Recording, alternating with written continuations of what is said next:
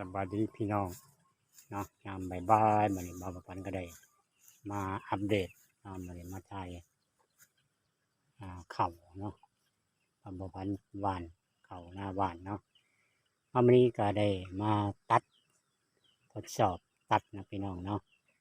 นี่แหละก็ตัดแล้วไม่ไหมนะพี่น้องเนาะได้เห็ดหน้าสองระบบนี่เนาะมีทั้งหวานและก็ทั้งดำพร้อมอันนี้เป็นเข่าหน้าดำนะพี่น้องเนาะมาเบิ่งน้ำกันนะพี่น้องว่ามันสิเป็นแนวใดวาดแล้วก็หากตัดแล้วไม่ไหม้นี่แหละเนาะทดสอบตัดเบิ่งมันจะเป็นแนวใดปีนี้เนาะได้เห็นแต่โมเพิ่นเว้าว่าตัดเอาแล้วมันงามมันจะเป็นกอกเป็นกอกว่าเฮาบ่ตัดบางคนก็เลยมาทดสอบมาทดลองเบิ่งน้ำกันนะพี่น้องว่ามันจะเป็นแนวใดเพราะว่าหากตัดแล้วไม่ไหม้เหมือนเนาะงาดำอันนี้ก็หากระดำแล้วดำแล้วเดี๋ยว6-7 มื้อเป็นแบบเนาะเป็นหน้าว่านเนาะว่านนี้กะว่านตั้งแต่เดือนเดือน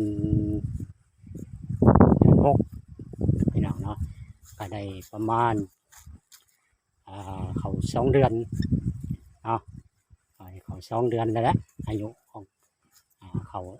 ว่านนี้เนาะตามตำรับเป็นกาว่าให้ได้ประมาณเดือนหนึ่งเนาะตัดซ้ำประมาณเอาตัดก้าอันนี้กับวันก็ได้ตัด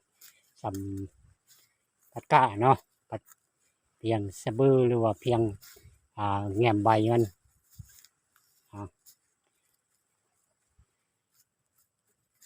เขาหน้าดำ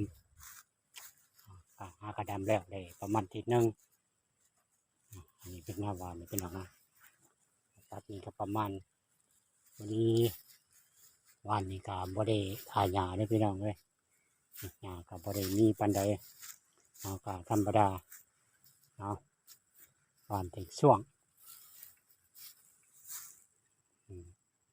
ตัดแล้วไม่ไหม้นะพี่น้องมาเบิ่งนำกันว่ามันจะเป็นจังใดจะตัดแล้วอันนี้ก็เบิด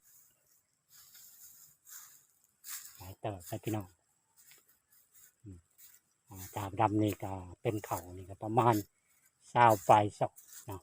แต่ปีนี้มาทดลองหว่านเบิ่งว่ามันสิได้ซ้ำใดเนาะ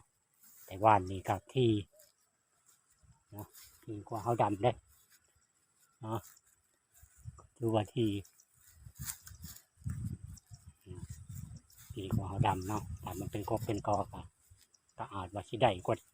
เฮาดำเนี่ยการมาเบิ่งทำกันเนาะก็ตัดแล้วไม่ไหม้นี่แหละอื่นก็คือจาก2-3 มื้อจังมาเบิ่งว่ามันสิ